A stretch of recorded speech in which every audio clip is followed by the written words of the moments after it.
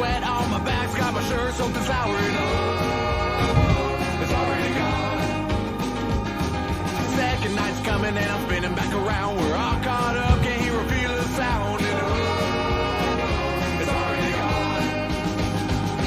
And here comes the feeling when you don't got nothing and all you want to do is get up and start running. You can't hide long cause you know it's gonna start up again. Here's one thing that I know for certain, is life's too short to be worrying about you hurting for long. Oh, it's already gone.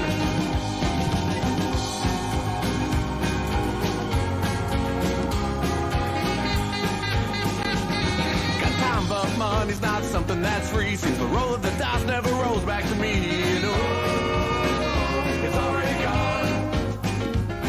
A bird in my hand, two cans in the other, start spinning around. Now here comes another, and it's already gone. And here comes the feeling when you don't got nothing and all you want to do is get up and start running. You can't hide long cause you know it's gonna start up again. Here's one thing that I know for certain, is life's too short to be worried about you hurting for long. Oh, it's already gone.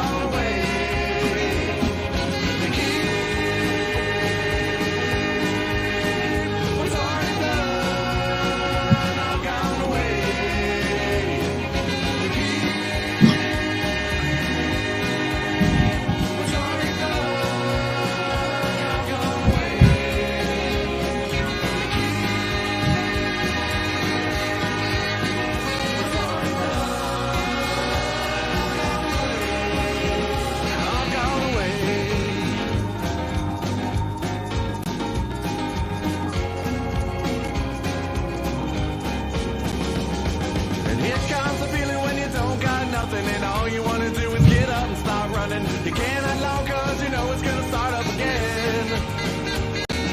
Here's one thing that I know for certain, is life's too short to be worried about you hurting for long. Oh, it's already gone. Already gone. It's already gone. Go.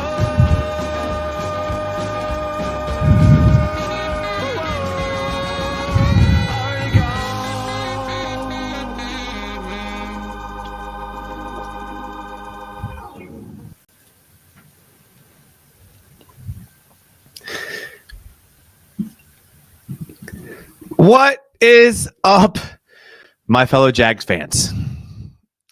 Now I know things aren't good right now. Okay, things aren't good, but hear me out. Hear me out. There is some good news. There is some good news. Yes, we got trounced by the Bears in England, but the NFL did unanimously approve the Jags' new stadium deal, which means the Jags will be in Jacksonville for 30 more years. That means I'll be 65 years old if I make it that long, still watching the Jags. So let's give it up for the city of Jacksonville, Shad Khan, the NFL owners. Should we just end the stream there? That seems like a good place to end it. But you guys know that I would not do that to y'all. You think I would do that to you all? You think I would just sit here and not break down the film? I'll admit, I did think about not breaking down this week's film. I thought about just coming on here, reading comments, just talking, seeing how everybody was doing, checking in on some of the guys. But that would be disingenuous, something. So for those reasons, we are going to watch some of the film. I do have a good folder. I mean, there's 5 plays I clipped in the good folder. So we got that. Maybe we'll start with that and go to the bad. But before we get into all that, follow everything. I know the Jags suck, but we don't suck around here. This is a fun fan show where Jags fans talk to other Jags fans, and we look at film and we talk Jags, and it's a great time. Yeah, if you have to believe me. You have to believe me. We're live on YouTube, we're live on Twitter, and we're live on Instagram. So we're like social media'd out right now. So appreciate all you guys being here. This is a fan show. All the stuff to follow is in the video description. I don't know if anybody ever looks at that, but it's down there. First one in the chat is Tyler, who says, yo, what up, Tyler? Tyler says, how's the football team doing this year at your school? I coached one of your players in flag last year. So we have 2 teams at the school. The middle school team is having a little bit of a rough go at it because they had a lot of injuries. A lot of them are playing football for the first time. We have great coaches, though. We have a great head coach, and they're building something for the future. The high school team, they're doing okay. They had a pretty big win a couple weeks ago.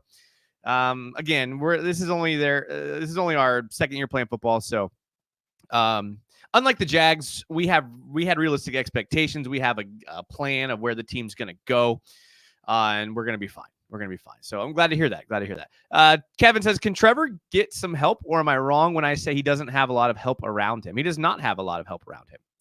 He does not. On paper, maybe you could point to some guys that are pretty good, but at the same time, it's like paper doesn't score touchdowns, catches score touchdowns, and I think we all know that. So, yeah. John Tom says, Jason, do you think we continue to get rid of more players? I don't know. I don't think so. I kind of have a theory on what's going on. I have a theory, and I was sitting in traffic today. I had to drive out to my school. I'm an AD. My school had a swim meet and a cross-country meet at the same place. So I was awesome. Got to see both of the teams perform. But I was sitting in traffic because it was like 45 minutes away from my house. And sitting in traffic, I had an epiphany of what I think is going on. I'm going to tease it because I don't know if it's true or not, but I think I may have an idea of what's going on.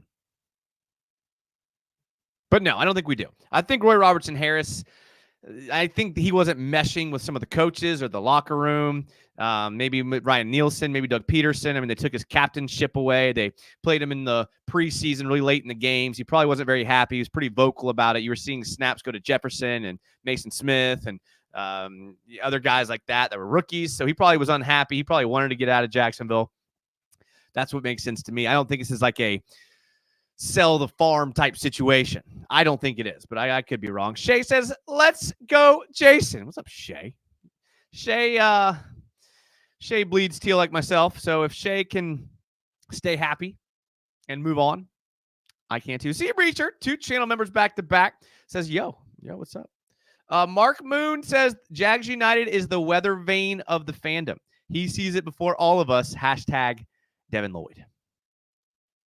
I'm wrong about a lot of stuff, though, too. Let's be real. Let's be real. Robbie Santa says, man, this is going to be painful. How much dead cap we eating for RRH? I think it's only like 4 or 5 million, I think. But I think if you combine that with everyone else that we're paying, I mean, we're still paying Rayshon Jenkins dead cap.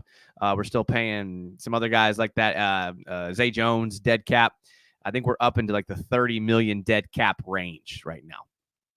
Is this the worst defense? This is a good question because it's weird because you think back to the Gus Bradley days. You think back to some of those even like late Doug Marrone days. Like those teams were bad. Especially Gus Bradley, Mike Mularkey days. Like those teams were bad. And we went into every Sunday being like, this team sucks. There's no talent. We're going to lose. And we did.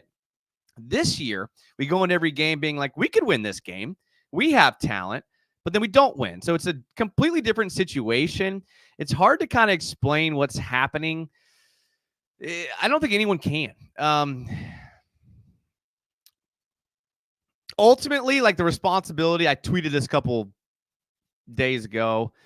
Ultimately, the responsibility does fall on Doug Peterson and Trent Baalke. When you look at normal organizations or companies, if they fail, they declare bankruptcy, if they go under, you don't like blame the cashier. You don't even blame the shift leader. What do you blame? You blame the CEO. You blame the guy that's making decisions in the top down. So, like, maybe there's a world where Doug Peterson isn't a bad coach, but it's not working here in Jacksonville. Maybe there's a world, hard to see, where Trent Baalke is a decent general manager, but it's just not working here in Jacksonville. So it's obvious that changes need to be made. Got to make them. Got to make them. Another thing that kind of dawned on me a little bit is like maybe the reason why we didn't see changes to this staff was because the stadium deal was about to be voted on by the owners. And if you're Shad Khan and you're like, all right, I need these owners to vote yes on me building this stadium as a financial investment, the last thing you want going into that vote is a fired head coach, a fired GM, looking like straight turmoil down here. I don't think that helps your case if you're Shad Khan. Whereas like 2 games of like if you lose 2 games because you have bad coaching or whatever it is, like that's worth it in the 30-year long run of keeping the team in Jacksonville for your financial investment to make it look like everything in Jacksonville is okay. To make it look like Shad Khan has like a firm grasp on things going on here, like he's a competent owner. That makes sense because if you think about it in a way, it's kind of a vote of confidence from the NFL to Shad Khan as an owner to keep the team here in Jacksonville and be an owner. So I think the last thing you want is like looking like turmoil down here. So will you see some changes now that the vote's gone through? I think potentially. Which squad is worse, the Troy Trojans or the Jacksonville Jaguars? I haven't really followed the Troy Trojans. I know their graduate students there that work in the athletic department are pretty subpar. I will say that, the experience I do have. Although Davis did send me a video of him squatting like it was like 365 or 385. That's pretty impressive. Now, would I have preferred a little more depth in the squat? I would have, yes. Would in CrossFit, would that have counted as a rep? No, it would not have. But regardless, still impressive to put that kind of load on your body. So cheers to you, Davis. Great job. Let's get that weight up. Let's do it for sure. Chef Florida Boy says, can we meet under better circumstances? No, we can't. Not right now. Not right now. I'm not letting Jason talk me into being optimistic this stream. LOL. I'm not going to do that. I mean, I could bring up 2022. We got off to a pretty bad start and went on a roll and made the playoffs and then went on a pretty good run. I could bring that up. I could bring up that, in fact, it was the same coach and GM and quarterback that went on that bad start to the season and then rattled off a bunch of wins toward the end of the year. I could talk about that. I could talk about how the fact that you are locked into Trevor Lawrence, who's shown us he can make throws, even though Brian Thomas Jr. had a drop. We know he's good. Gabe Davis had a bad drop. He had 2 touchdowns. Evan Ingram had a fumble. He's good. He had 100 yards receiving. I could point to all those things and to say, listen, it is what it is. But I'm not going to do that. GoPro Connor says, oh boy, this will be an interesting film session. I know. I'm actually really reluctant to even start, and I'm sorry. I know people come here to watch the film, but you know how it goes. I talk for a little bit, and I get to comments, but this isn't one of those times where I like to hear myself talk. This is one of those times where I don't want to watch the film. Like I said, I genuinely thought about not even doing a film breakdown this show, but I thought that wouldn't be fair. It wouldn't be fair. It ain't over till the fat lady sings, says Chef. Thank you. That's what I like to see. Volkfang says, the only hope I have remaining is that in an effort to breathe new life into the franchise, Shad Khan changes to change uniforms after the wet fart that is this season. Updated Prowler, please. That is hope. Those jerseys did look good. Who are we trading for next? A bag of Luray Bowl peanuts. I don't know. I mean, I don't think anyone wants ETN. He's not really that valuable. He's got a hamstring injury now. Does anybody want Walker Little? He's been our lowest graded PFF player like every week. Does anybody want Cam Robinson? Maybe Cam Robinson. If you're really selling the farm, Cam Robinson's maybe a guy that goes with the farm. Christian Kirk. Andre Sisco. His comments were a little spicy. I mean, that's the kind of attitude that I'm thinking Roy Robertson Harrison might have had in the locker room that got him traded. Is that type of talk about people quitting? I don't know. Cali Jag is clapping. Yeah, we clap. Well, bad football is better than no football. Thank you, Go. See, look at this. Look at this, boys. I'm rubbing off on you. Listen, life's about perspective. Like, if things are going bad, like, what are you going to do about it? Like, what are we going to do about the Jags being bad? We've tried wearing, not we, but Jags fans, I wouldn't do this. We tried wearing clown costumes to the stadium as a protest to get Bulky out of here. We've tried making our voice heard. Even the local media who does like the press conferences has even asked questions about, I mean, there's nothing that we're going to do to change the situation. It is what it is. You can not buy tickets to the games. That's about the only way you could really affect what happens is if people just didn't buy tickets to the games. And I'm not saying do that because I'm still going to be at every game. I value having an NFL team here. There's 7 in a year. They're fun. Even when we lose, we get to go. When you think about like we were looking at going to the Lions game at the beginning of the season because I got a buddy that's a big Lions fan. We're thinking about going up there to the Lions game. We're not going anymore, but just to get in the stadium, $300 to get season tickets at 70% of these NFL franchises. You have to go on a waiting list. So we do have a pretty good situation here if you remove the product that's on the field. Is that fair? Volk Fang, a channel member for 26. That's a channel member for over 2 years. Volk Fang, thank you. I appreciate that. That means a lot to me that you guys are here. Not just you, Volk Fang. Everybody. Thank you for being here. I've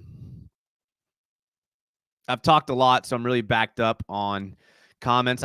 Before I get into the film, I will get UCF Jaguars comment who says 12-5 is about to go crazy. I like it.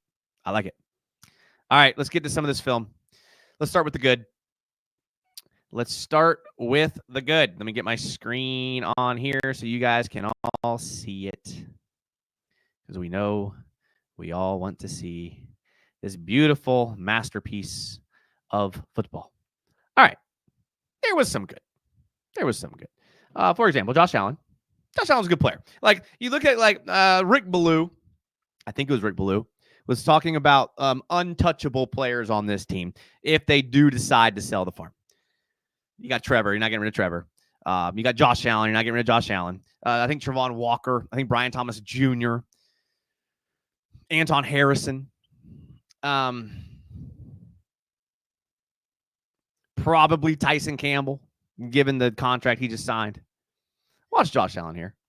Like, at least we have Josh Allen. Josh Hines Allen. I'm sorry.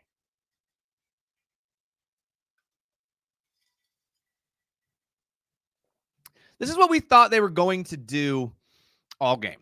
On Friday night, we did a film preview where we looked at the Bears' previous games, and we looked at where their tackles had a propensity for getting kind of bull rushed. And we figured this would happen more. And, I think, it did happen a decent amount. If I'm looking back at the sacks here, we had 1 sack by Roy Robertson Harris, former Jaguar, 1 sack by Mason Smith, and a half a sack from Ademiwu and Hines Allen.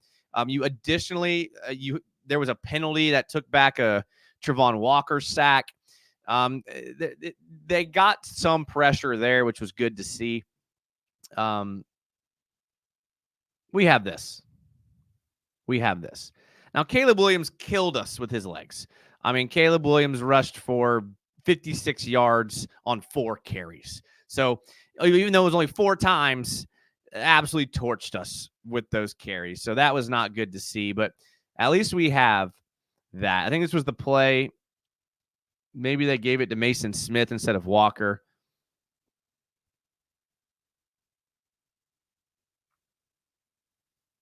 Or was this the penalty play? I can't remember. But I mean, watch. I mean, Travon Walker's a good player too. And this is what we thought would happen too when we watched the preview show. Nice job here. Lines up in the 9 technique, right? This was kind of back in the old days of Dave Caldwell, who got pushed, by the way, even though what's his name came out and said it wasn't anything personal. It looked personal to me. Max Crosby.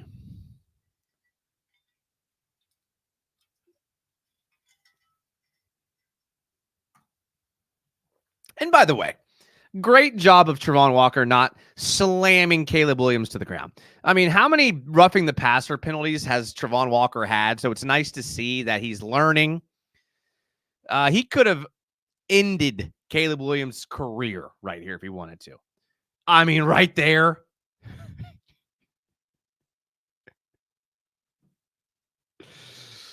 Bro is 2 feet off the ground. I'm not talking about 2 of his feet off the ground. I'm talking about he's literally he's 12 inches off of the ground.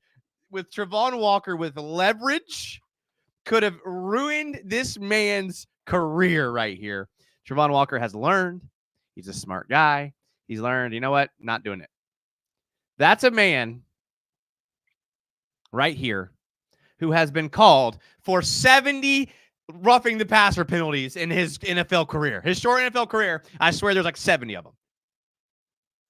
Great job. Great job not absolutely ruining Caleb Williams' career right there. Cisco had definitely played a game. He ended up grading out well on PFF because he had this interception here. Although Caleb Williams probably could have thrown this, like, maybe probably could have thrown like right here. Or I guess based on the angle, maybe like right here. And that's a tutty. But he throws it like right here. It's a game of inches, boys. It's a game of inches. And Caleb Williams was very accurate. I mean, going back and watching it, you don't really realize it in the moment. You just kind of are like, oh my God, defense can't stop Caleb Williams. Caleb Williams, a monster. Caleb Williams was insanely accurate this game. He's been playing really well. We talked about it on the preview show. He's been playing really well. I mean, he was putting the ball in perfect spots. There's a couple plays I have loaded up where he just legitimately needled the ball where it needed to be. He had a great game. He really did. And this was probably the only bad throw of the game that I can think of. Great job by Cisco finding it, capitalizing on a bad play. How often have we not capitalized on bad plays? So we'll take that. He obviously had the missed tackle, but we'll give him that. We got Evan Ingram back. It was good to see Evan Ingram back. He had some good plays here. Here you're going to see them in 10 gun personnel. I guess it's 11 gun if Ingram's on the field, but you know how I feel about the formation calls. We'll call it 11 gun. Trips out to the right? So we'd call this 11 gun 1x3, right? Or you could just call it 11 gun trips right, depending on what you're trying to do in life. But here we go. And he did go in motion, so you throw the word motion on there. Evan Ingram. I'm sorry. Evan Ingram.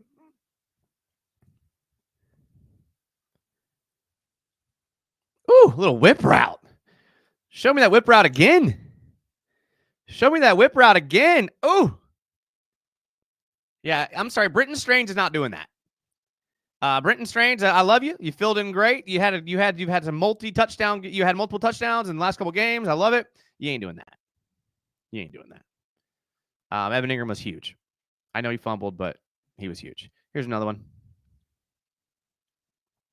Now, this is a true 11 gun, in my opinion, because when you look at Evan Ingram as a tight end, he's like a flex tight end, right? But here he's lined up in line, right? In line on line of scrimmage. So, I can tell by his pre-snap alignment that he's running a route because it's pretty obvious. He's got all his weight on his heels here. Yeah, he's running her out.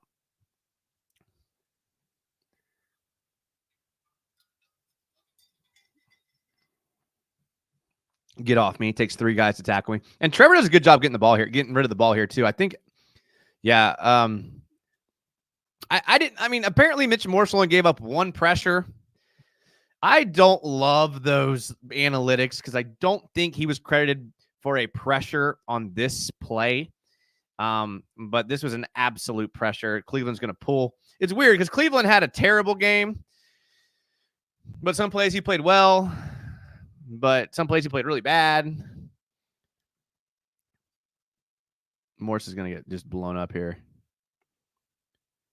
I mean, that's not good. I mean, Trevor's literally jump man throwing here. I mean, this is him. He's just throwing off his back foot. He can't step into his throw. He's using all arm. Still throws an accurate pass to Evan Ingram across the middle. Great job. Great job. All right, folks. Well, that's the end of the good plays. I know. Very sad. Very sad. There's a lot of comments in here. I appreciate it. Thank you. I obviously don't have time to get to every single one, but I will get to as many as I can. If it was a good comment and I missed it, type it again. It's all good. No worry. We're fine. We're fine. Good word. Propensity. Thank you. Thank you. Sometimes I think of a good word to say. It just pops into my brain. If you say enough words, if you talk enough, every once in a while, a good word pops in. After the Calvin Ridley meltdown, I'm so glad we got Brian Thomas Jr. And I hate bringing this up. And I'm almost thinking about not bringing it up, but I have to. For all those people that wanted Aiden Hutchinson over Travon Walker,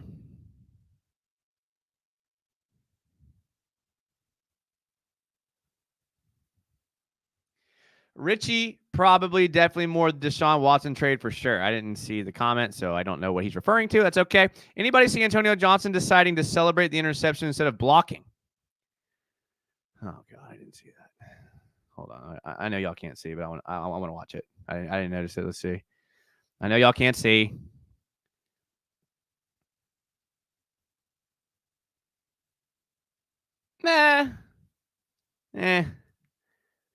It's a little hard. I mean, the team's had what, one? Is that the only interception we've had all year? He was excited. Yeah, that pissed me off. Devin Lloyd jogging after Komet too. I got that one loaded up. And the jogging isn't even the worst part of that play. It really isn't, unfortunately. Would you take Williams over Lawrence?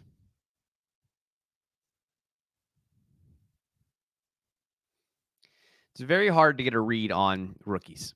It's very, very hard. If you gave Trevor Lawrence the weapons that Caleb Williams has, Keenan Allen, if you gave him even a guy like DeAndre Swift, Cole Kmet, Rome Odunze, DJ Moore. Let's not forget the one reception that former Jaguar great Mercedes Lewis had in that game. If you gave him those weapons, I think Trevor's a completely different quarterback.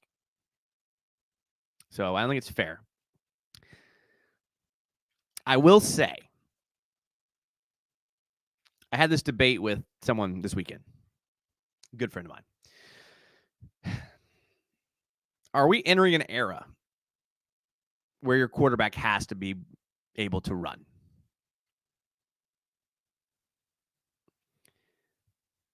I know Trevor can run, but he's not. Every once in a while, yeah, but he's not running like these. I mean, how many quarterbacks have we played this year that have like legitimately running quarterbacks? Like the quarterbacks you have to worry, that you have to spy them, right? Like, let's just take a look here. We start with week 1 with Tua. Not really a runner. Deshaun Watson, definitely a runner. Josh Allen, definitely a runner. CJ Stroud, not a runner, but could if he wants to. The Colts, we beat, And their starting quarterback, who didn't play, Anthony Richardson, is a runner. Caleb Williams is a runner. Patriots, not a runner. Packers, Jordan Love, a runner. Eagles, Jalen Hurts, a runner. Vikings, no. Lions, no. Texans, yes. Titans, no. Jets, no. Raiders, no. So it's about 50-50. And for the teams that we said no, their quarterbacks weren't runners. The Patriots, the Jets, the Raiders, the Titans, all those teams we said don't have running quarterbacks, they're not very good teams. The only good team on our schedule with a non-running quarterback is the Vikings.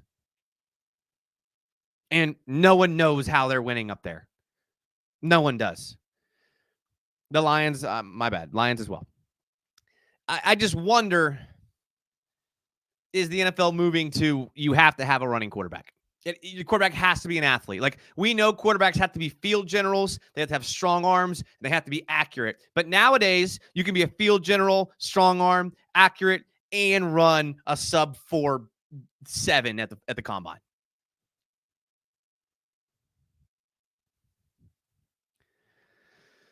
That's Lloyd's full sprint. LOL. Uh-oh. Damn. Let's be honest. We're here for the bad plays. All right. That's fine. Trevor can run in a straight line, but he's not really an improviser. Yeah, that's a good point. And the Lions, yep. Vikings are playing like they want to win. Yep. They have a really good coach. And they have really good weapons. Really, really good weapons. All right, let's get to the bad plays. What to start with? I'm not going to have time to get to all these. So let's just go in order. Let's start with Ezra Cleveland, who I like Ezra Cleveland. Like, Ezra Cleveland had a great play where he threw Tank Bigsby. Was it Tank Bigsby or was it DTN? He threw him into the end zone.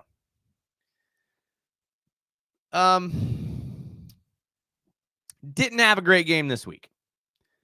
Did not have a great game this week in pass blocking. You're going to see him here at the bottom of the screen. Yeah, that's no good. That's no good. I mean, this is... I understand he's lined up in the shade gap. And I understand you have to kick over to make the block here.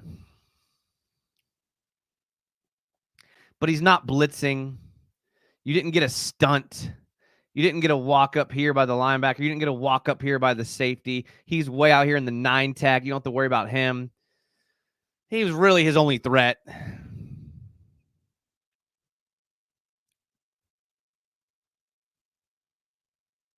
That's just a miss.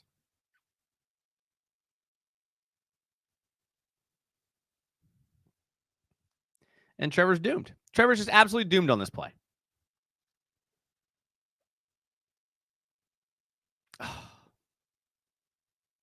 And I get it. Everyone has bad plays.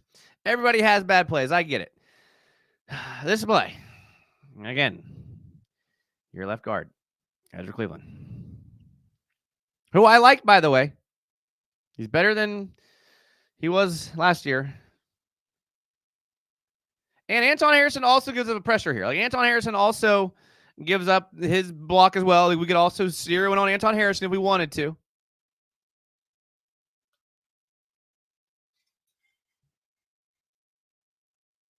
He just gets ragdolled on this play. Like, I don't know if he gets punched in the throat or in the helmet.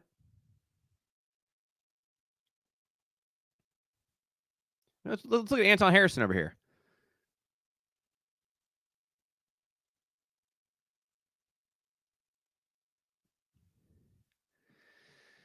Not good. Not good. Whip and spin. Classic Jags. Get right game. The season is finished. We're here for you, Jason. You shall not bear this pain alone. I see what you did there.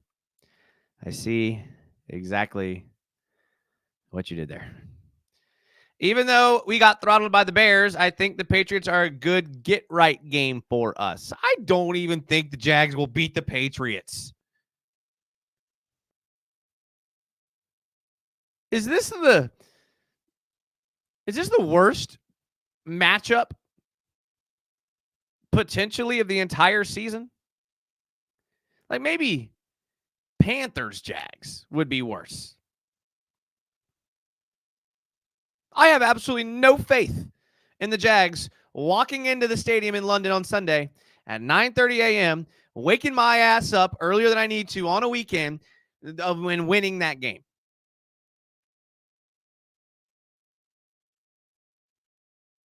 None. Go-to Zen flavor. I'm a citrus guy. Whatever. Call me what you want. Don't call me for fronts. Drake May is going for 300 plus and 3 touchdowns guaranteed. Browns versus Jags is the worst, and it already happened. Oh, God, we're so bad. All right. Speaking of missed blocks, Cam Robinson, buddy. What you doing, bud? What you doing?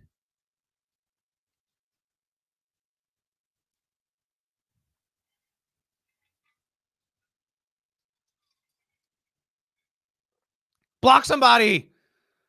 It's a toss. It's a toss. You're the only tackle. You're the only lineman out there. Hit somebody. I don't care who it is. I mean, maybe he thought that Tank was out here. Doesn't matter. You got Kirk right here. You got a guy right here. You got a guy here. You got a guy here. We got numbers, baby. This isn't a bad play call.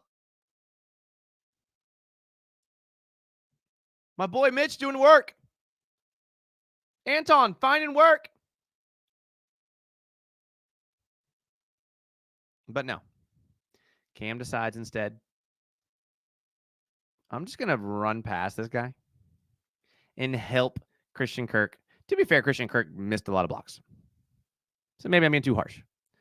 I'm going to help Christian Kirk. We're going to double team this guy. And we're just going to hope Tank Bigsby is either outrun this defender or can make a move, go back inside, or beat him to the outside.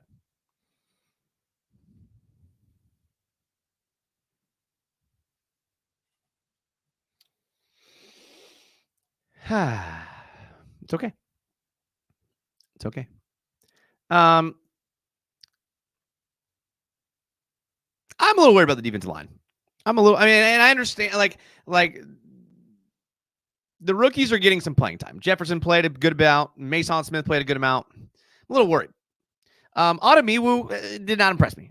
Actually, I thought this was his worst game. And I heard all this about the reason why we traded Roy Robertson Harris is because we have Ademiwu who's playing well, and we have Mason Smith who's playing well, and we have Jordan Jefferson who's playing well, and Devon Hamilton's playing. But from what I saw against the Bears, none of those guys are playing well.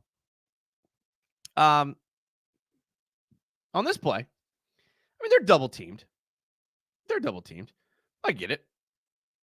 You got Ademiwu, Jefferson, Roy Robertson Harris, and Trevon Walker. Scrub, not here anymore. And by the way, is anyone, I know I tweeted this, and so if you follow my Twitter, I said this. Is anyone happier than Roy Robertson Harris right now? Is anyone happier? He's probably like, thank the good Lord Almighty that I am no longer playing for that franchise. Like, we're all like, oh, Roy Robertson Harrison sucks. Good, he got traded. There's nobody happier than Roy Robertson Harris. I'm telling you that right now. When they told him the news, when Doug and Trent said, hey, Roy, we need to talk to you in the office, he was probably doing cartwheels to that London makeshift, whatever hotel conference room that they're set up in. Cartwheels. We're trading you. He's probably great. Don't tell me who. I'm good. Just tell me. I don't even know what team. Thank you, guys. Thank you. Shake their hands and gets out of there.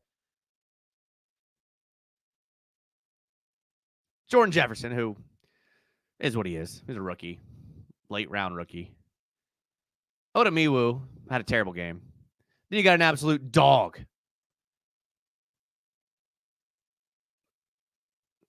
The tail. You got an absolute dog in Trevon Walker. But watch these two. I mean, this is a heavy. They're in heavy. They are in heavy. They got 2 tight ends. And Mercedes Lewis. They're going to run the ball. They're running the ball. I promise you they're running. Hey, Ventrell, Devin, Chad, and Monteric, I promise you with this setup here, they are running the ball. So maybe, I guess he probably is there. Fill your gaps. Fill your gaps.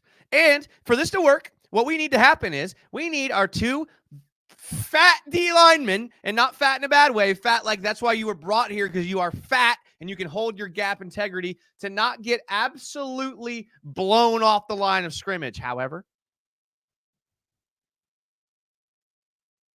when the running back is at the line of scrimmage, he's not even there yet. He's a yard behind. We got a guy that's 5 yards back. He's completely out of the play. Muma tries to make a jump and he gets blocked. Lloyd's going to get – the double team's going to get off and get here. Ventrell's going the wrong direction. I mean, really, to make this play, Odemiwu cannot – I mean, you can see his first – like his job here is to not let this guard engage him, push him backwards, and then – scrape off and then get to the second level linebacker. That's like his job on this play.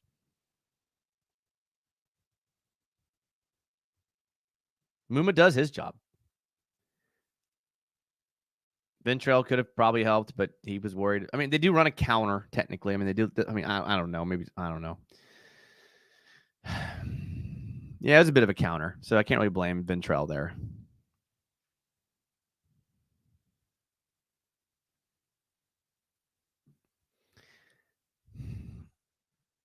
Odemiwu.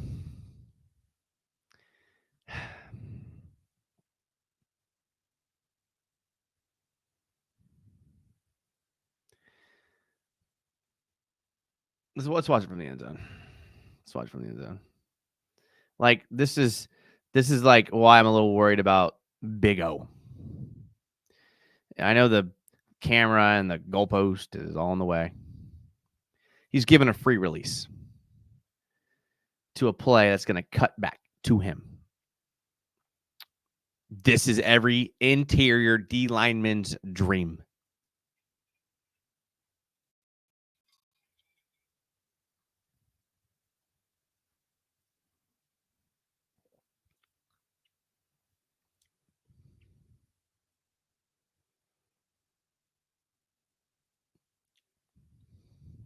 My brother in Christ, why on earth are you way over here?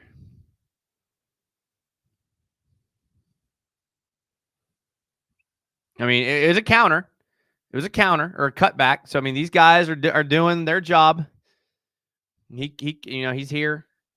You have a lineman doing absolutely nothing.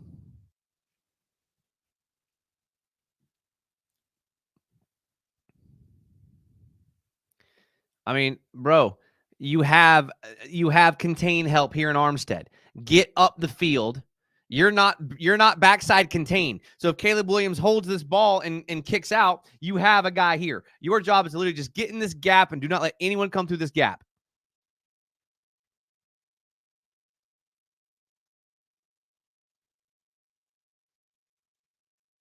Like, what scares me, and he's probably a great person, and he's a better athlete than I will ever be. I promise you that. I'm not saying a single thing about him, but this is a low athletic play and a low football IQ play. It's both, and that's what concerns me.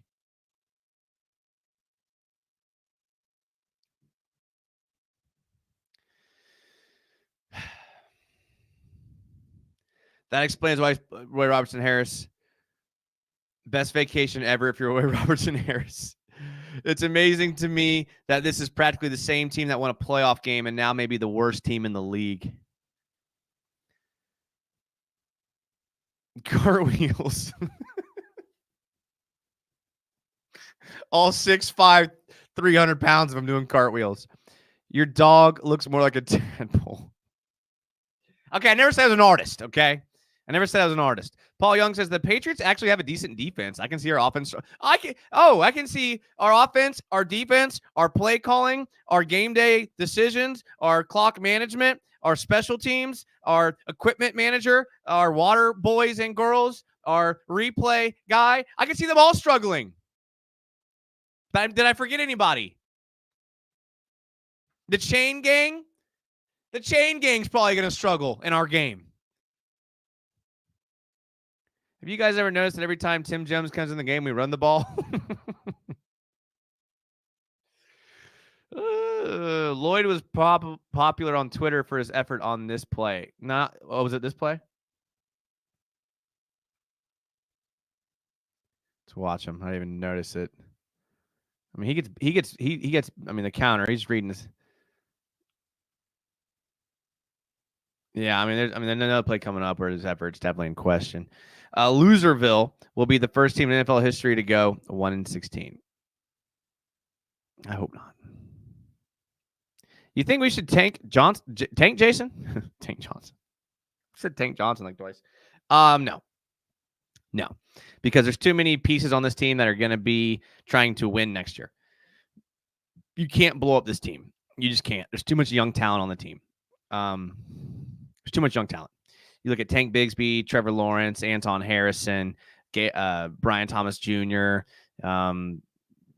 You can't blow that up. You look at guys on defense, Trevon Walker, Hines Allen, Ventrell Miller, Tyson Campbell. You can't blow that up. That's what losers do. Nothing.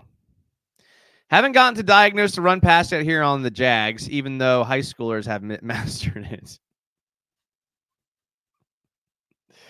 So what do they actually do in game plan, film, practice all week? Well, I mean, they said that. They're like, it's working in practice. It's not working in the game. Yeah, it's because when you practice, you play scout team. When you play in a game, you play against good players. There may be like a little period where you run like 10 to 20 plays against ones-on-ones, but 10 to 20 plays is not the same as playing an entire game. So, no duh, it works in practice, doesn't work in a game. It's like that for every team. Every team, their plays work in practice because they're playing scout team players that they're telling to line up in the specific defense or offense that the opposing team is. They're not used to running it. So, of course, it's going to work in practice. No, in the Garment of the second level, that's what I was referencing. Oh, yeah. The play before. The defense has been the worst part of this for me. Mike Caldwell probably sends the Doug and Trent a weekly text asking for an apology. I mean, the Max Crosby shoving him on the sidelines was a little concerning to me. Apparently, it was all love. 1-16 with this roster would really be something. Just clean house. If you go 1-16, then yeah, you're in trouble. Oh, Travis is here. Look at that. It wasn't that play. It was the Komet touchdown where okay, I got that. I'll show it. I don't know if that was the first one or the second one. Let's see. That was the first one. Bam. Bam. Like, I get the effort. Here's why I understand this effort here. And, like, I don't even care about the effort. I don't care. Like, okay, bad effort. But this is cover 2 man. This is cover 2 man. Okay, so what that means is he's manned up. He's manned up. He's obviously manned. And this is how we know, is because Savage chases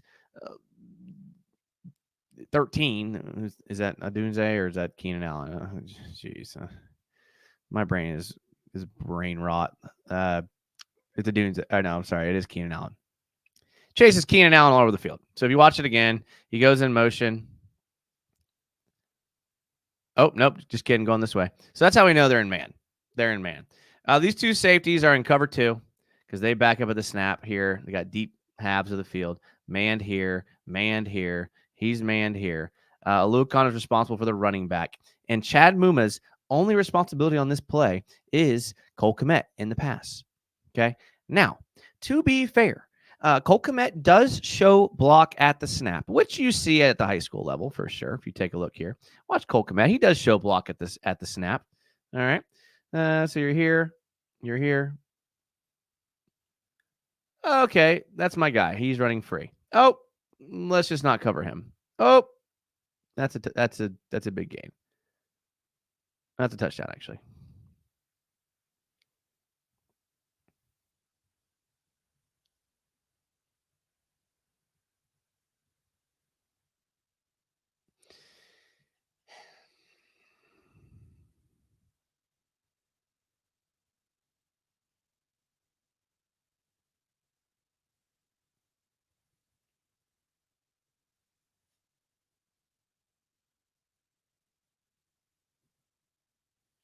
I know I said I don't care about the effort. I said that doesn't bother me. It does.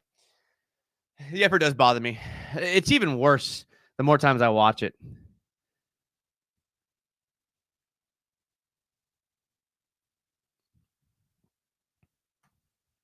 He's thinking, oh, I'm good. Andre Sisco's got him. The guy known for not missing any tackles ever and being the most secure tackler ever and never missing a tackle ever or getting run over. Like, we're good. I got Sisco back there. I am solid. I am good to go. I'm a solid 10 yards behind him. That's kind of far.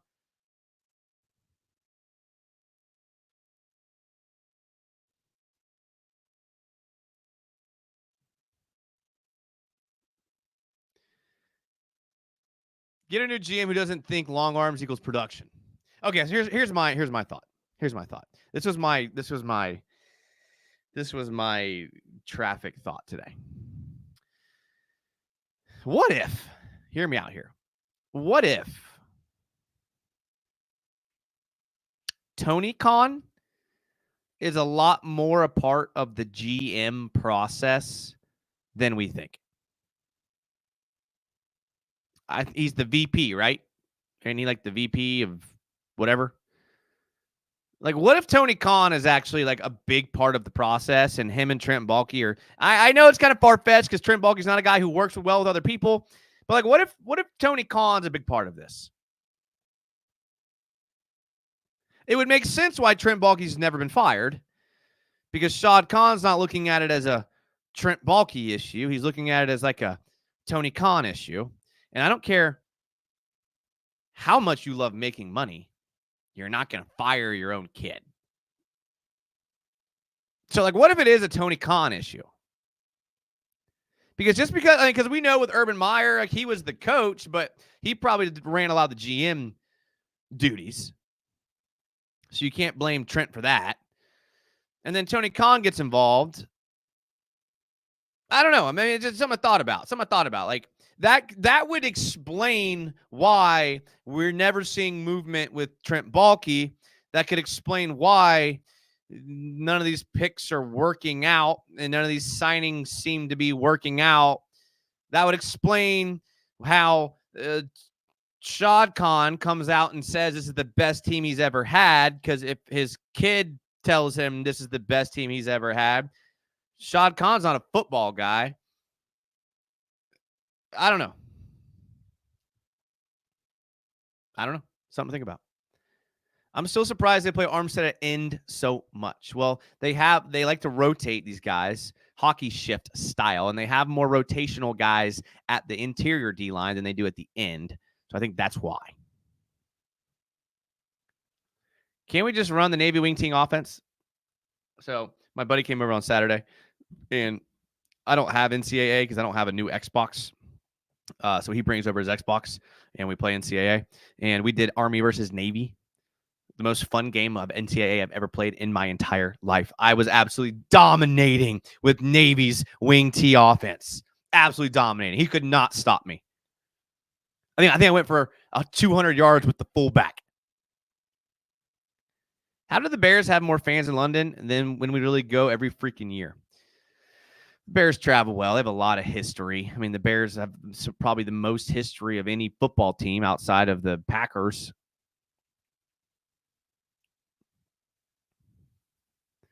If Doug gets fired, who do you think would be the good next head coaches for the Jags, Jason? Would Ben Johnson be good? Now, listen, it's hard to predict when these coordinators get promoted to the head coaching job, because sometimes coordinators are good because they're in a good system. Look at the case that everyone can always point to what was the Patriots offensive coordinator that not Mike McDaniel, whatever, Patriots offensive coordinator under coach of the Broncos. I'm having a brain freeze right now. Everyone thought he was going to be good, and he wasn't. It turns out being in Bill Belichick's system was the best thing for him. So you see that happen from time to time. Would Ben Johnson be an upgrade? I think so. It's different. Like, it's not just calling plays when you're a head coach. Josh McDaniels. I kept wanting to say Mike McDaniels. Josh McDaniels. Josh McDaniels was a guy that got numerous chances at being a head coach, and he couldn't do it. But when he's just a play caller, he's pretty good. Nate Hackett, kind of the same way. like when you get just the play calling duties, is a little bit different than like organizing how practice is going to look. Looking at the distribution of playing time amongst players. Things like that are a lot different than just calling plays. So it can't get worse than what we have now. I would have a hard time saying that Ben Johnson would be a good head coach. Now, he obviously looks like the best coordinator potential. Obviously, Slowick from the Texans also as well. I mean, Tony wore a neck brace to the draft. I see his priority right there. Yeah, no, I'm telling you. Bro's coming up with conspiracies.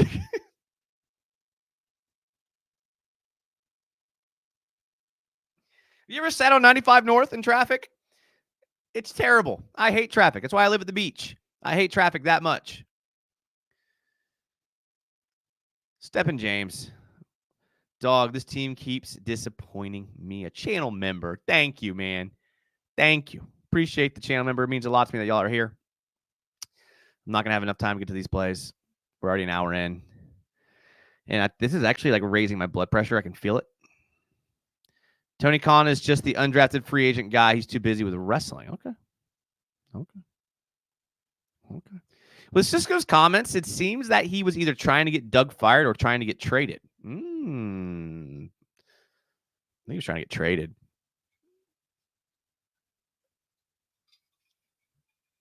I mean, his deal is coming up, so he's a trade candidate for sure. I like that. I mean, hey, I'm not going here with conspiracy theories now, all right? I'm not. Let's see what else we got here. Davis, who is the best undefeated team left? The Chiefs or the Vikings? So it's hard to go against the Chiefs until someone beats them. Vikings look pretty good. Just like looking at their like last year and this year, I don't know. I like the Vikings. I talk about this all the time. I literally was like, when we were looking for a coach, I was like looking around at all the teams and all the leagues, and I was like, who is in the McVay tree? And whoever his offensive coordinator was, I knew we weren't going to get. I can't remember who it was. So we're not going to get him. Then I looked at their quarterback coach, and I was like, Kevin O'Connell. I was like, young guy, been with McVay for a while. Started looking up Kevin O'Connell. I was like, okay. And like, I just, whatever. I'm not looking for credit here, but I just had the thought to go get a McVay guy, look through the McVay tree, identified the quarterback coach, and I was like, hey, like maybe, and I tweeted it. You can check the tweet logs. Just search Jags United Kevin O'Connell. And I tweeted about him before he was even relevant. I was like, go get this guy. Go get a guy from the McVay tree. They always seem to do well. Go get him. 2 months go by. The Vikings have signed Kevin O'Connell as their head coach.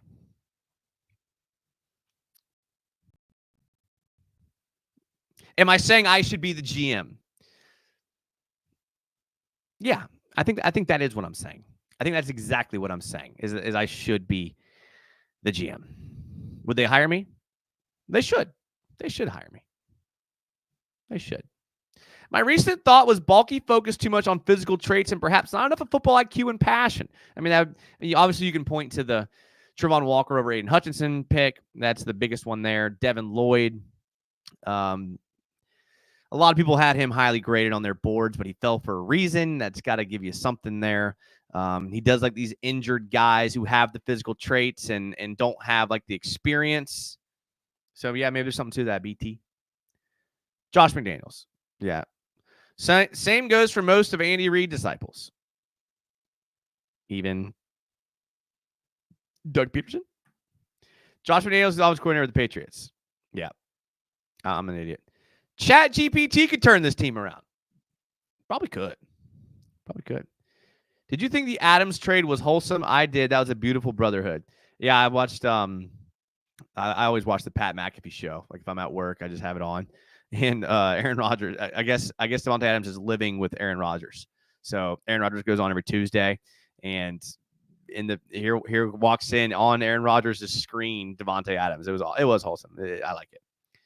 Some coordinators are only good at being coordinators, not coaching. A lot of coaching is developing a culture and identity, which is a lot different than formulating schemes and whiteboard stuff. Well said, McGovern. That's exactly what I was trying to say. You said it a lot better. And you get the feeling Doug wants to be fired.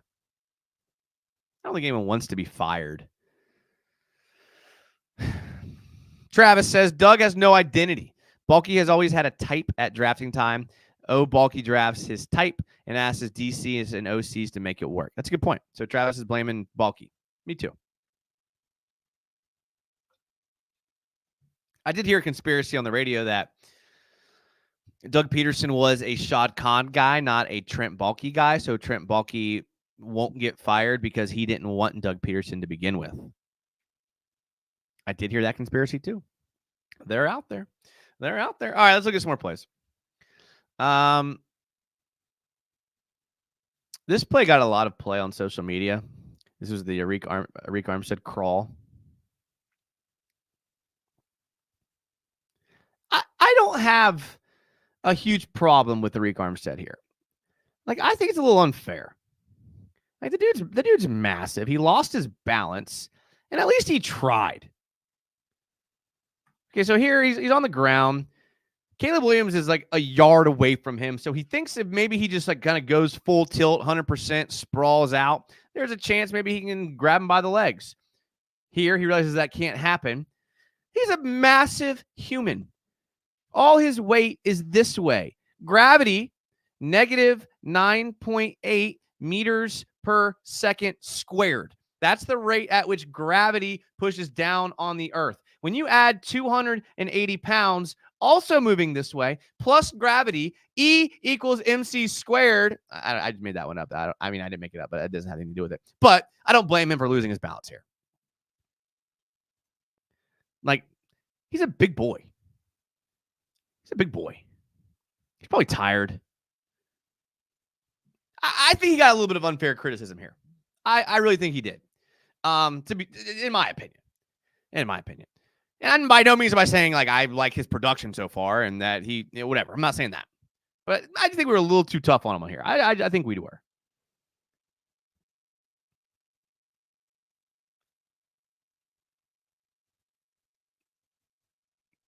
I mean, what do you want him to do? It's like the same people that are like, oh, he's not an end. He's an interior D lineman. Why is he playing in the 5 technique and the 7 technique and the 9 technique? Why is he doing that? He's an interior. But you want him to move like Josh Hines Allen? Pick a lane, boys. Pick a lane. Is he an end or because it ends? This is how D tackles move. I hate to tell you, this is how D tackles move. Now, well, Jason, he's paid a lot of money to move like that. Okay, that's fair. He gets paid a lot of money, but he's not it. He's a big boy.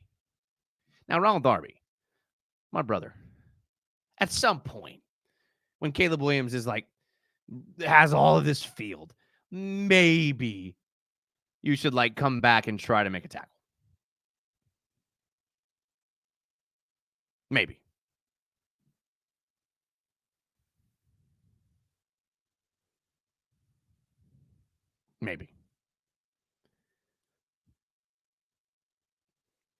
It was unfair criticism, yet hilarious, and he didn't get any credit for slapping the guard to get the pressure. Yeah, see? There you go, Panda Express bear crawl.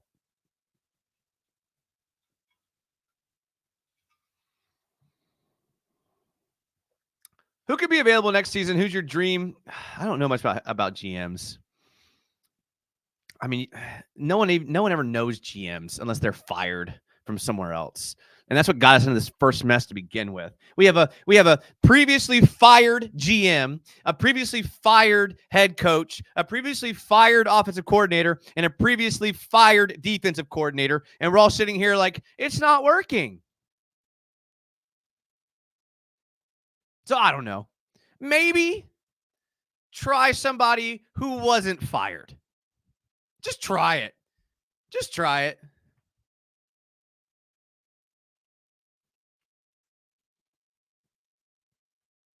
I love Kevin O'Connell.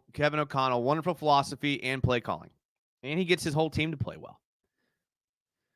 To be fair, I don't expect pro sports to...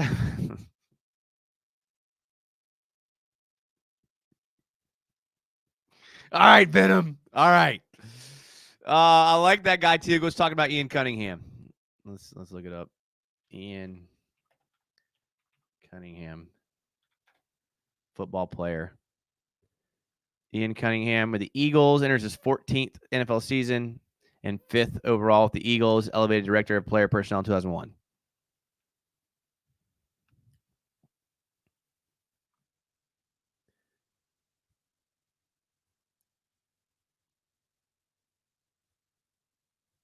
He's now with the Bears. Okay. All right. All right. Yeah, Bears assistant. Okay. Okay.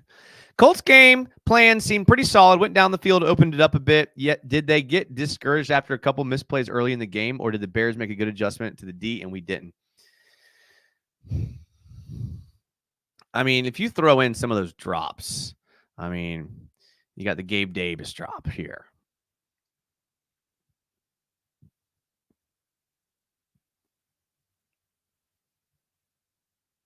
If that's a touchdown, the game looks different. You got the Gabe Davis drop again.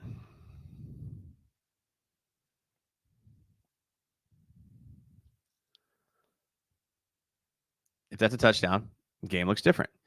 You have the Brian Thomas Jr. drop here.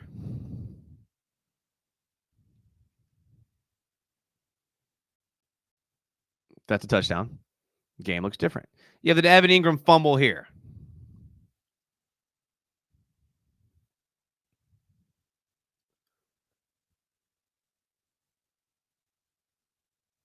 Peanut punch. Catches that.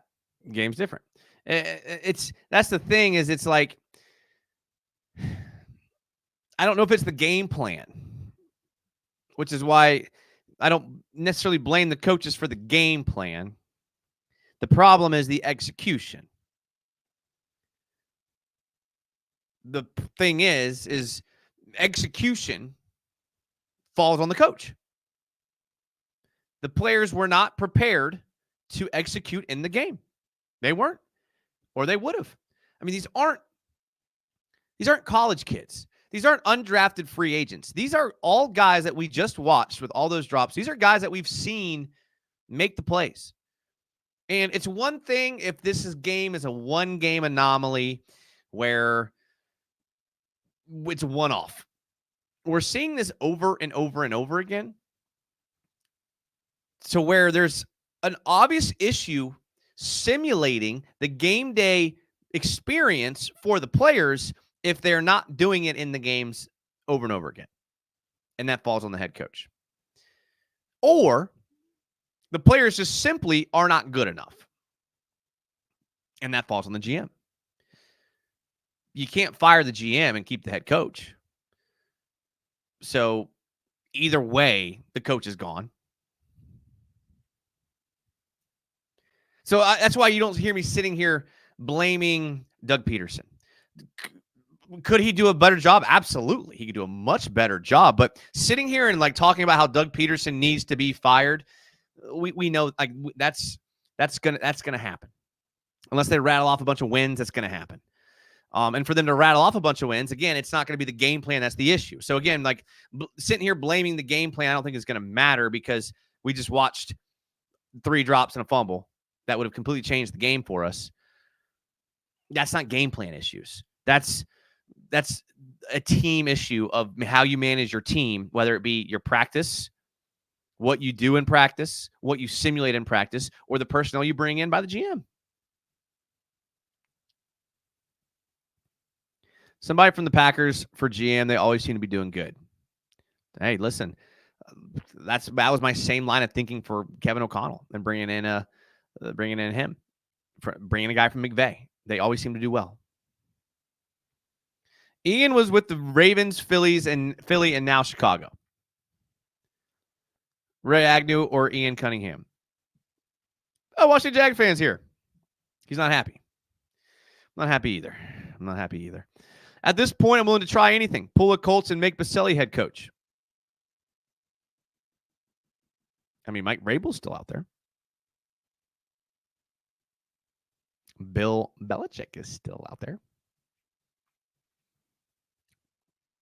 Anyone remember the movie Eddie when they let a fan GM the Knicks? This is like my worst quality trait. I'm going to tell you guys right now, and I'll admit to y'all. I trust y'all, and I love y'all. My worst quality traits is I do not watch movies or TV shows. Anytime anyone at work or my friends are like, oh, did you see this series? Or did you see this movie? No, I watch sports. Like non-football season, I watch basketball. Non-football, non-basketball season, I watch baseball. The deadest time of the year, I watch golf. I also like YouTube and like history documentaries. So between all of those, I never watch movies, TV shows. Like the one I get the most grief for not watching is Pulp Fiction. The movie Pulp Fiction gets brought up, I swear, once a week. And I always get you haven't seen Pulp Fiction. I have not. And you know what? You could name a litany of other movies that I have not seen either.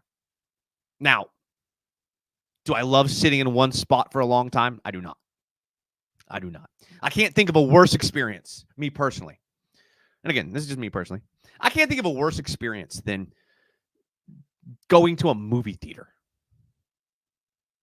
Wait, you're telling me I have to sit in one spot for over 2 hours? I can't talk. I can't check my phone. I can't make noise. And I have to pay $30 to do it?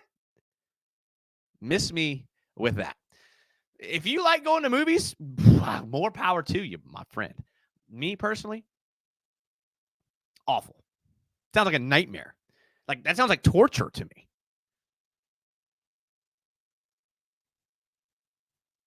This team gets discouraged. I've always said third down is the death sentence for this team. As soon as it's third down, the life leaves this team. Travis says the drops only cost them 4 points and 2 and 11 in a game time since 3 of the 4 touchdown drops occurred on the same drive where Gabe later scored. Only the first drop in the Ingram fumble cost them 11 points. It cost them, but what was the swing, right? Like you talk about it with turnovers in basketball. You see it more instantly. Player turns the ball over, fast break layup. Cost them 2 points, was a 4-point swing. So if it cost us 11 and we just double it to 22, it's a 22-point swing. It's a much different game. Hire Gruden as GM, Baselli as head coach, Ben Johnson as OC, and John Henderson as DC. I wish Ben Johnson would make a lateral move to offensive coordinator, but Ben Johnson didn't even take a promotion to a head coach last year for a head coaching job, and he was offered a bunch. Third down in the red zone. You nailed it. Lost on the field, but it doesn't matter at this point. Badly coached and led team. What do you use to watch film? So I watch NFL Plus. So it's like $100 a year. And honestly, I would pay the $100 a year to be able to watch NFL Red Zone, because with NFL Plus you get NFL Red Zone, and the 2 weeks the Jags are in London and the afternoon slate games, NFL Red Zone is by far the best product ever invented. Scott Hansen, who does like the narrating throughout the whole thing, phenomenal. What a dream job. The dude talks like all day from 1 p.m. until the end of the afternoon slate games. He literally just talks, and there's not a commercial break. I don't know if he goes to the bathroom. I don't think he goes to the bathroom. Like I watched, and I don't know. There was one time the fire alarm was going off at the NFL studios, wherever he was at. You could hear the fire alarm going off, and he's like, the fire alarm's going off. Everyone's leaving and evacuating. I'm staying here. And he stayed there and did it.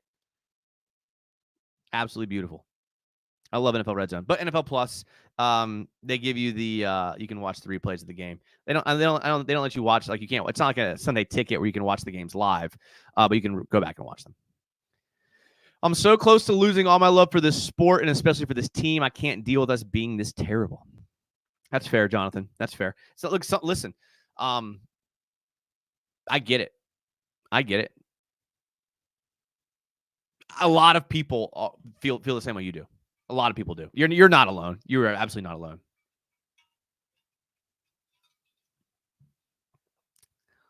Same. Yeah, see? Told you.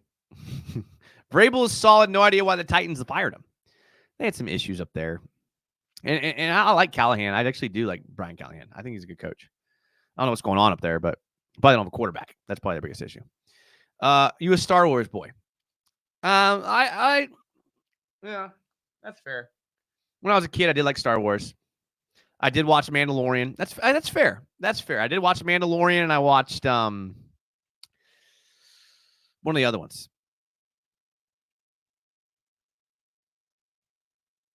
I will say though, to my defense, to that, the only times I do watch things like Star Wars or the few things I have seen is because there was another person involved, typically of the female gender, if I'm allowed to say that anymore, who coaxed me into that activity. Just be honest with you guys. Be honest. If I'm sitting by myself, I'm not watching anything. Not Star Wars, nothing. I also do not watch movies or TV. Yeah. I'm more of a nonfiction guy. I'd rather watch like a history documentary. There's a great show on Amazon Prime, and it's old. How the states got their shapes. Great show. Utah. You ever thought about how Utah is shaped? And you're like, man, Utah is kind of a weird shape. You know why? You know why Utah is shaped the way that it's shaped? Is because the U.S. government didn't like the Mormons, and they kicked the Mormons out west. And the Mormons actually claimed that part of the Mexican territory before America did. And they had this huge area out there in the Mexican territory. And then when America got that territory in the Mexican-American War, they kept shrinking the size that the Mormons were allowed to have. And what they did is basically any part of their territory that had any mineable resource, whether it was silver or gold or whatever it was, they just took it away from them and gave it to like states that they liked. And so Utah is left with this oddly shaped state that had no mineable resources at all for them to have. And the reason why they hated the Mormons so much was because they were into polygamy. And the United States government did not like polygamy. They did not want that to be a part of, like, they thought that was just completely wrong. And so they just took away all the major parts of their territory that were like valuable. And so that's why Utah is weird shaped. And fun little fact for you there. Did you see this awful new horror movie? It's called Oh, I have seen that movie. I've seen that movie many times. I feel like I watch that movie every year, actually. Yeah. Yes, Steven. I have seen that movie. They did have a bad record, but still. I thought you were cool. All I watch is movies. Hell, I speak in movie and music quotes. Okay, so music, I do like music. So I'll catch all your music quotes. But no. It's not a movie guy. I don't know. I love true crime and shit, though. Listen, I'm not bashing anyone's preferences for how they like to spend their free time. Not at all. That's what makes the world go round, is the fact that we have all these different opinions and varieties and different types of people. If no one liked movies, there would be no movies. Huh? Me, you, The Notebook, Sunday morning. Sunday morning at 9:30 a.m. Eastern time. I'm in. I've never seen the Titanic or anything. Yeah, me neither. Why do the Jaguars have 25% more drops over the past 4 years than the second worst? Trevor does throw really hard. Like, you really saw it in the Colts game, dude. He was rocketing the ball at these guys. Like, I think I was talking about it with either Travis or Dalton pre-show, one of these shows I did. Like, Trevor hums that ball in there. Like, he throws it really, really hard. He really does. The Cons love proven people, except a reach for Bill Belichick. Scott Hansen is the GOAT. He really is. Pay Pete Carroll to leave Seattle's to be our next GM. He knows how to scout the college game and always gets the most out of his players. I feel like he's kind of like one with Seattle. That might be tough to do, but money talks. I'm tired of it too. That's why I'm calling them Loserville. Duval is dead as far as the team goes. It's Loserville until they actually become winners. NFL Plus is great for listening to the local broadcast. Save me from listening to that Jags hating heathen Rich Eisen. I saw a lot of that on Twitter, people talking about that. I didn't necessarily notice it being too Jag hate-y. I thought his criticism was fair, to be honest.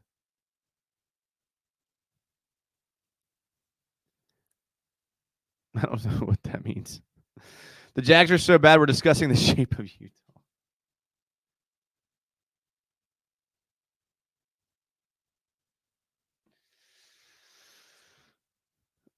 I haven't gotten to that episode yet. I'm not there yet, but I will.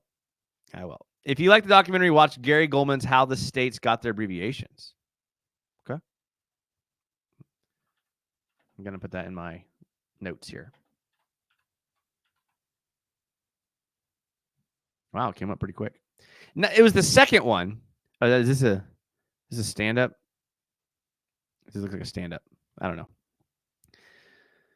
Is Mormon just abbreviated for more women? I see what you're doing there. I see what you're doing there. To be fair to Rich, he was very pro Jags last year. Wasn't as bad as this year. I'll agree. The Bills game last year was painful. Okay, that's fair. I don't remember that, to be honest. So, I mean,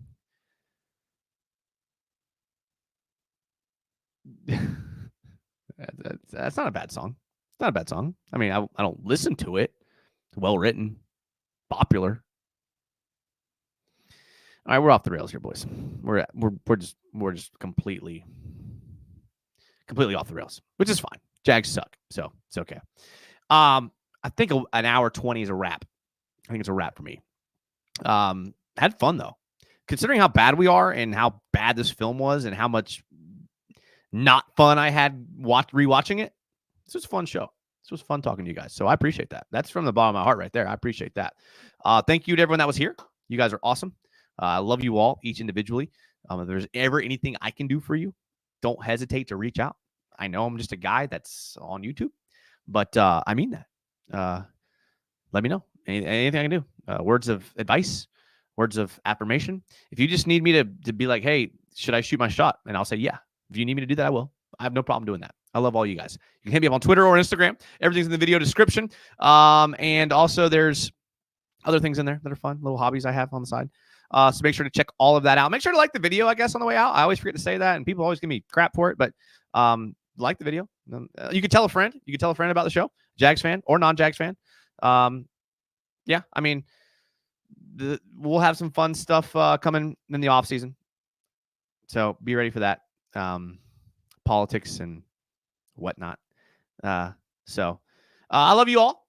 I will see you guys on Friday night when we preview the Jags playing the Patriots. So that'll be fun. I'll see you guys at 9 p.m. Hopefully Travis is here, and maybe we have another guest. Maybe still ironing out. When's the last time anyone used an iron? Like, I feel like when I was growing up, my parents were like, "Iron your clothes, iron your clothes." Like, and I felt like, especially like I'd go to church every Sunday morning, so I was like ironing my clothes every Sunday morning. When's the last time anyone's ironed? Like, if anything, like, you just throw it in the dryer for like 30 seconds. And if you're really, really like rich, maybe you have Downy wrinkle releaser. And you just. But when's the last time you was doing like ironing? Like, you had to pull on an ironing board? Does anyone do that? I don't know. Maybe it's just me. I don't know. All right. I'll see you guys later. I love you all. I'll see you guys on Friday night. And until then, as always, go Jags.